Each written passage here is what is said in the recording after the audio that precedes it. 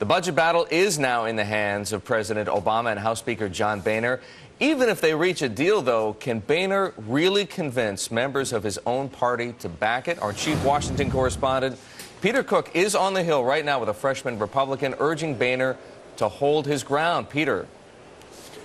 Eric, thanks very much. I'm joined by Kansas freshman Republican Tim Huelskamp. First of all, Congressman, thank you for the time. Appreciate it. Thank you. Member of the Budget Committee, also the Tea Party caucus. Give me your sense right now of what happened yesterday. Eric Cantor, the majority leader, leaving those bipartisan budget talks. Was that the right move for him to make? I believe so. There were a number of us had a chance to visit with Eric. Following that, he gave us an update.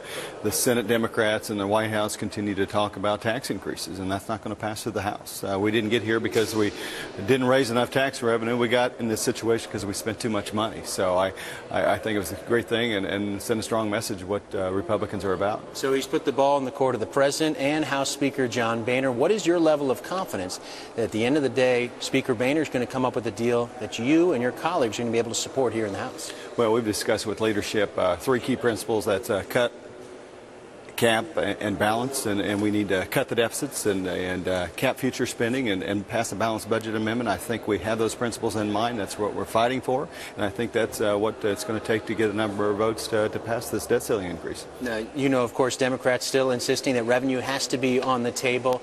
They've suggested they're willing to give on changes to entitlement programs, for example, and the question out there among Democrats, among some people in the public, where's the give on the part of Republicans? Are you willing to consider any tax increases, revenue increases of any kind? No. The problem is there's been too much spending. The Republicans in the House have passed a budget that will reduce spending by $6.2 trillion. So we're still waiting for a plan from the President, and from the Senate Democrats. It's been 786 days since they passed a budget.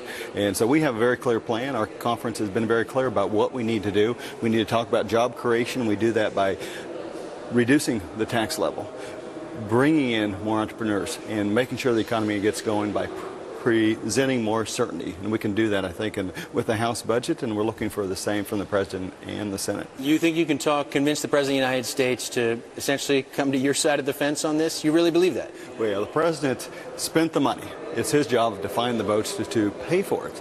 They've ran up incredible deficits in the last 2 and 4 years under the last Congress and the previous Congress as well. So the debt ceiling is, I know Mr. Bernanke said you shouldn't use that as a lever to make changes, but we have a spending problem around Washington, D.C. And this is the one lever we have left, is they have to find a way to pay for their spending. And I think we are in a great position to actually change fundamentally the direction as this nation, and cut, cap, and balance is the way to do it. A lot of the folks on Wall Street, you know, investors around the world looking at this situation, their question for you is, are you willing to take this to the mat? Are you willing to risk default if it means no tax increases? Well, there won't be a default, and I don't believe there's going to be a tax increase. But this is a historic opportunity. We have years and years of overspending by both parties that have overspent, overregulated, overtaxed, and overborrowed. As the end result, we are in this situation. So we have a choice here. We can choose the typical American choice, which is focusing on creating jobs by reducing all the above, or we can focus on growing government.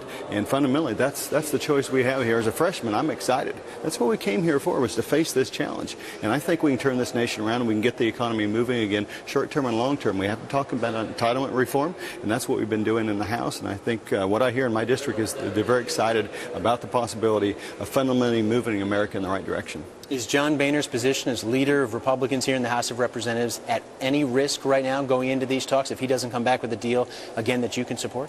Well, I think he's going to lead us in the direction.